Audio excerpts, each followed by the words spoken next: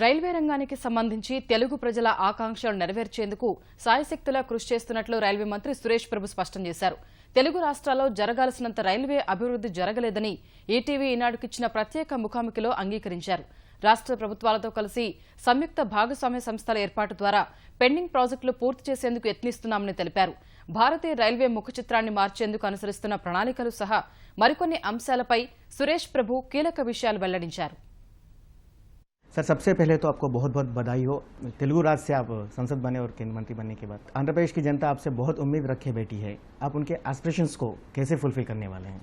देखिए, एक तो मैं खुद को बहुत सौभाग्यशाली मानता हूँ कि आंध्र प्रदेश जैसे एक बहुत ही प्रोग्रेसिव सोच के राज्य से चुन के राज्यसभा में आने का मौका मुझे मिला। इसके लिए मैं सभी लोगों को, तेलुगु लोगों को मैं मनपूर्वक धन्यवाद भी देना चाहता हूँ। देश की रेलवे ठीक चलेगी तो सबको लाभ होगा। तो जब तक हम देश की पूरी रेल व्यवस्था को ठीक नहीं करते तब तक हर राज्य की रेल व्यवस्था ठीक करने के बावजूद भी उसको लाभ नहीं होगा। इसलिए हमने एक पूरी देश की अर्थव्यवस्था ठीक करने की शुरुआत की है। उसमें मैं आपको कहना चाहता हूँ कि पिछले साल में हम लोगों ने पहले 4 किलोमीटर हर दिन रेलवे का ट्रैक बनने जाते थे, हमने 8 किलोमीटर तक लाया। अगले साल 11 करेंगे, उसके बाद में 19 तक ले जाएंगे। उसी मामले में हमारे जो कैपिटल एक्सपेंडिचर हुआ करता था, जिसके कारण अच्छी तरह से इंफ्रास्ट्रक्चर बनेगा, वो पहले 30-40 हज़ार करोड़ से ज़्यादा नहीं हुआ था साल का। हमने 94,000 करोड़ पिछले साल किया और ये साल 1,21,000 करोड़ करेंगे। साथ ही में जो विद्युतीकरण है उसमें भी हमने इसी मात्रा में बढ़ाने की कोशिश की है। तो मेरा विश्वास है कि आगे आने वाले सभी दिनों में हम लोग काम करेंगे। और साथ साथ में आपने जो मुझे सवाल पूछा बहुत अहम है, आंध्र प्रदेश और तेलंगाना सिस्टर स्टेट है, ब्रदर स्टेट है, तेलुगु स्पीकिंग स्टेट्स है। तो दोनों के बारे में पहले बताता हूँ। एनाडू जैसा एक बहुत ही दोनों राज्यों में लोग उसको प्यार करने वाले चैनल है, न्यूज़पेपर है। हमने दोनों राज्यों के मुख्यमंत्रियों से विनती की है, उन्होंने मान लिया है। हम राज्य के लिए एक अलग कंपनी बनाने जा रहे हैं। जॉइंट वेंचर कंपनी में पूरी मात्रा में आज मैनेजमेंट और उसका स्वामित्व, ओनरशिप, ये भी शेयरिंग किया जाएगा।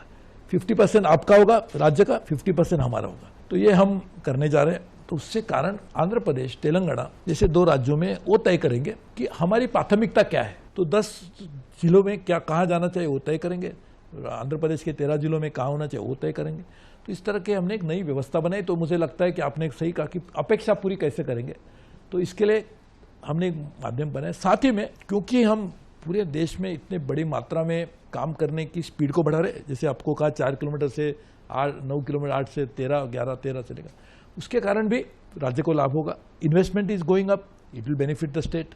जब आंध्र प्रदेश की बात होती है, एपी डिवाइड होने के बाद अभी सभी आंध्र प्रदेश की जनता यही उम्मीद लेकर बैठी है रेलवे जोन के बारे में, तो ये कब पूरा होगा? आंध्र प्रदेश के कानून में लिखा है कि ये रेलवे जोन करने के लिए एक्सप्लोर किया जाए, उसकी वायबिलिटी देखी जाए। तो इसलिए इसके लिए हम उसको पूरी मात्रा में जितने भी स्टेक होल्डर्स हैं उनको कंसल्ट कर रहे हैं। वो कंसल्टेशन की प्रक्रिया शुरू है। एक बात है, क्लैरिटी आने में कितना वक्त लगेगी, एक बात। और दूसरी बात, एपी को रेलवे जोन देने का निर्णय था सिर्फ, बल्कि टेक्निकल इश्यूओं के पे आधार पे नहीं, पॉलिटिकल रीजनों की वजह से ही ये कहा गया है। ये कुछ आंध्र प्रदेश लीडर को कहना है, इसको क्या कहते हैं आप? देखिए, मैं तो अभी इसके बारे में इतना यही कहना चाहता हूँ कि किसी भी हालत में हम लोग पूरी मात्रा में आंध्र प्रदेश को विकास करने के लिए जो भी जरूरत है, आंध्र प्रदेश में रेलवे का निवेश बढ़ने के लिए, अभी परसों मैंने 2-2.5 घंटे आंध्र प्रदेश के मुख्यमंत्री चंद्रबाबू नायडू जी, सभी अधिकारीगण, हमारे रेलवे के ऑलमोस्ट सब रेलवे बोर्ड के लोग गए थे। मुझे नहीं लगता कि कभी भी आंध्र प्रदेश के इतिहास में इतनी बड़ी मीटिंग रेलवे को लेकर चली होगी। उस सभी के ऊपर हम लोगों ने विस्तृत बातचीत की।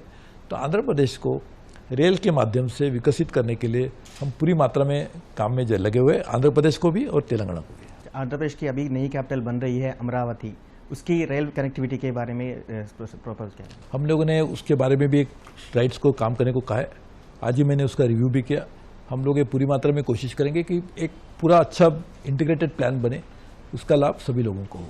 अभी आंध्र और तेलंगाना में कुछ पेंडिंग प्रोजेक्ट्स बहुत दिनों से हैं, जैसे MMTS फेज़ 3 है हैदराबाद में, और यादगिरगुट्टा और हैदराबाद की कनेक्टिविटी है, जो इनका स्टेटस कैसे है? जैसे मैंने कहा कि जो इस तरह के पेंडिंग प्रोजेक्ट्स है, इसके 2 रास्ते से हम कंप्लीट करेंगे। एक तो मैं बजट में ज़्यादा प्रोविजन करके कंप्लीट करने की कोशिश कर रहा हूँ। साथ ही में राज्य सरकार और केंद्र सरकार के बीच में एक नई कंपनी बनाई जाएगी। वो कंपनी के माध्यम से भी ये प्रोजेक्ट को इम्प्लीमेंट किया जा सकता है।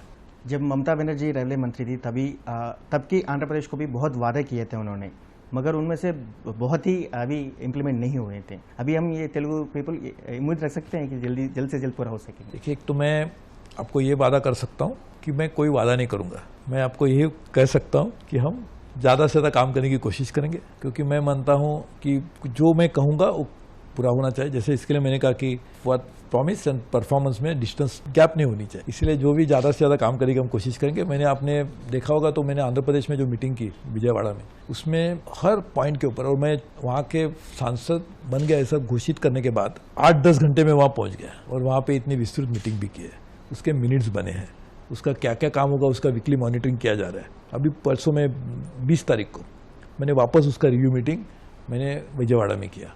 मेरे को लोगों ने बताया कि इस तरह की ट्रेन की ज़रूरत है। 15 दिन के अंदर विजयवाड़ा टू सिकंदराबाद ये ट्रेन हमने शुरू कर दी। काम जरूर करेंगे, जितनी ताकत है उतनी ताकत उसमें लगाएंगे, मेहनत में कमी नहीं होगी और इरादे भी नेक रहेंगे, ये मैं आपको जरूर कह सकता हूँ। तेलुगु राज से पहले बने एक पहले रेल मंत्री आप ही हैं। इस वजह से आंध्र और तेलंगाना के सभी पीपल आपसे बहुत उम्मीद रखे बैठे हैं। आप उन लोगों को क्या कहना चाहते हैं, क्या बोलना चाहते हैं स्पष्ट रूप से? मैं आप सबको विनती यही करना चाहता हूं कि मैं मेरी पूरी कोशिश से मेहनत कर लूंगा आपके लिए जो भी कर सकते हैं, क्योंकि मुझे पता है कि ये दोनों राज्यों में काफ़ी सालों से जो काम करने की ज़रूरत थी वो पूरी मात्रा में नहीं हुआ है। इसको याद में रखते हुए, क्योंकि जहाँ भी ज़्यादा निगलेक्ट हुआ उसमें ज़्यादा करना चाहिए, और इसलिए दोनों राज्यों के जितनी मांगे हैं, जितनी ज़रूरत है वो पूरा करने की पूरी कोशिश करेंगे। केंद्र सरकार कह रही है भारत एक शक्तिमान देश बन रहा है, मगर रेलवे में अभी सुरक्षा के मामले में अभी भी कुछ कमियां दिखाई दे रही है और financial still railway is facing financial crunch. इन दोनों को कैसे बैलेंस करने वाले हैं और हम कब इंटरनेशनल स्टैंडर्ड्स पे पहुंचेंगे इन केस ऑफ सिक्योरिटी? ये बहुत ही इम्पोर्टेंट इशू है, आपने बिल्कुल सही कहा। हम हमारे देश की रेल की तुलना अन्य देशों से करते हैं तो इस बात का एहसास होता है कि हम कितने अभी भी हमें बहुत कितना अंतर अभी भी कवर करना है। वो करने के लिए समय लगेगा एक बात है, लेकिन इसके लिए प्लान भी होना चाहिए। हमने पिछले बजट में प्लान बनाया कि हर साल में हम लोग 5 साल में 8,50,000 करोड़ रुपए इन्वेस्ट करेंगे। आप यदि देखेंगे तो उस दिशा में हम चल रहे हैं। चीन ने जहाँ एक रेलवे बहुत ही अच्छी मात्रा में सुधारी रेल ऐसी मानी जाती है, हर साल जो निवेश किया जो हम लोग 5 साल में करने की उम्मीद रख रहे हैं, उसका नतीजा हुआ कि चीन की रेलवे बदल गई। तो हम लोग जो करने जा रहे हैं इसका मकसद ही है कि इस तरह होगा। अभी कब तक होगा तो 2020 तक इसका पहला चरण पूरा होगा। First phase will be completed by 2020। By 2025 we'll complete a second phase. I'm very sure that you can see a significant improvement in 2020, but a far better railways in 2025. Railway और रेलवे बजट को लेकर reforms लाने के लिए नीति आयोग ने बहुत ही सुझाव किए थे। उनमें कितने रिकमेंडेशंस को आप इम्प्लीमेंट कर सकते हैं? ये रेलवे को, भारतीय रेलवे को आगे ले जाने के लिए कितना सहायता करेंगे ये रिफॉर्म्स? देखिए, एक तो पहले रेल बजट में, पिछले रेल बजट में हमने जो भी कहा था 15-16 का जो रेल बजट था, तो उसमें जो भी चीज़ हमने कही थी उसमें 139 पॉइंट्स के ऊपर हमने किस तरह से एक्शन लिया उसके बारे में हमने पूरा उसका इन्फॉर्मेशन, एक्शन टेकन रिपोर्ट मैंने पार्लियामेंट के सामने रखा। ये साल में भी जो हमने बजट में बात कही है उसका पूरी बारे में इम्प्लीमेंटेशन कैसे हो रहा है उसके बारे में हर वीक उसका मॉनिटरिंग किया जा रहा है। हिंदी में कहावत है, कहनी में और करनी में अंतर नहीं होना चाहिए, कथनी में और करनी में। तो that is creating frustration among people. So we are trying to bridge that gap by doing something which is on the ground, in reality. People can see it, it will happen in the time, stipulated time. पिछले सरकारों से लेकर अब तक independent regulatory authority की बात चल रही थी, क्या अभी उसकी स्टेटस क्या है? क्या ये वो लागू हो सकता है? नहीं, बिल्कुल सही है। रेगुलेटर बनाने में हमने काफ़ी हद तक आगे बढ़े हैं। हम लोग लीगल डिपार्टमेंट ने उसका लीगल वेटिंग भी हुआ है। कुछ दिनों में उसका अंतिम निर्णय हम करेंगे और वो रेगुलेटर होपफुली ये साल में बन जाएगा। रेलवे में अब तक नई ट्रेनों की शुरुआत के लिए ज़्यादा जिक्र नहीं हो रहा है। क्या मतलब जो आबादी बढ़ती जा रही है उनको, जो अभी ट्रेन उपलब्ध हैं उन्हीं में उनको एडजस्ट करना पड़ेगा? क्या हम भारत की जनता कब उम्मीद रख सकती है नई ट्रेनों की? नई रेल नहीं चला ऐसी बात नहीं है। परसों भी हमने आंध्र प्रदेश और तेलंगाना को जोड़ने वाली सिकंदराबाद टू विजयवाड़ा की ट्रेन की हमने झरी झंडी दिखाई 4 दिन पहले। तो ऐसी बात नहीं है कि हम नई ट्रेन नहीं करेंगे, लेकिन नई ट्रेन शुरू होनी चाहिए जब उसका लाभ लोगों को होगा। लाभ कैसे होगा कि कम समय में लोग अपने डेस्टिनेशन पहुंच जाएंगे। कम समय में कैसे पहुंचेंगे? जब इंफ्रास्ट्रक्चर अच्छा होगा, लाइंस बड़ी होगी, सिग्नलिंग अच्छा चलेगा तो लोग कम समय में पहुंच पाएंगे। आपके पास सिग्नलिंग ही नहीं है, आपके पास लाइंस की कैपेसिटी फुल्ली सैचुरेटेड है, तो इसीलिए कैपेसिटी भी बढ़नी चाहिए। इसके लिए हमने पूरा बल दे रहे। ट्रेन तो ज्यादा चलेगी, हम 4 नए प्रोडक्ट्स चला रहे। आपने सही पूछा कि लोग, आबादी बढ़ रही है, लोगों की मांग बढ़ रही है, उसको पूरी करने के लिए हम हर जहां ट्रेन की जरूरत है ऐसी ट्रेन में वहाँ ज़्यादा बोगीज लगा रहे हैं। अभी सभी जगह made in India, make in India की चर्चा चल रही है। इन दोनों के तहत रेलवे में कितनी एम्प्लॉयमेंट जनरेट हो सकती है? अभी देखो, हमने बड़ी मात्रा में मेक इन इंडिया की काम की शुरुआत की है। 40,000 करोड़ रुपए के 2 कॉन्ट्रैक्ट हमने इलेक्ट्रिक और डीजल लोकोमोटिव बनाने के लिए बिहार में दिए हैं। हम लोग ट्रेन सेट मैन्युफैक्चरिंग करने के लिए अभी नए टेंडर खोल रहे हैं। साथ ही में हम लोगों ने बड़ी मात्रा में एक डेडिकेटेड फ्रेट कॉरिडोर जो बन रहा है उसको इम्प्लीमेंट करने के लिए भी एक वेस्ट बंगाल में इस तरह का मैन्युफैक्चरिंग प्लांट बना। अभी हम नए 3 डेडिकेटेड फ्रेट कॉरिडोर मैंने बजट में अनाउंस किए, उसमें 3,30,000 करोड़ रुपए का इन्वेस्टमेंट होगा। और एक फ्रेट कॉरिडोर जो है वो eastern freight corridor, east coast freight corridor, वो चलेगा वेस्ट बंगाल से आंध्र प्रदेश तक आएगा। तो इस सभी का लाभ बड़ी मात्रा में मेक इन इंडिया का लाभ देश को होगा ही होगा। रेलवे उसमें बहुत बड़ा अहम कार्य कर रही है और हम लोग ये भी कोशिश करेंगे कि हर राज्य को उसका बेनिफिट मिले। भारतीय रेलवे की रेवेन्यू को बढ़ाने के लिए कोई रेलवे शाखा के पास कोई ऐसा कोई गेम चेंजर प्लान है जिसके तहत आने वाले दिनों में रेलवे की रेवेन्यू बढ़ती जाए?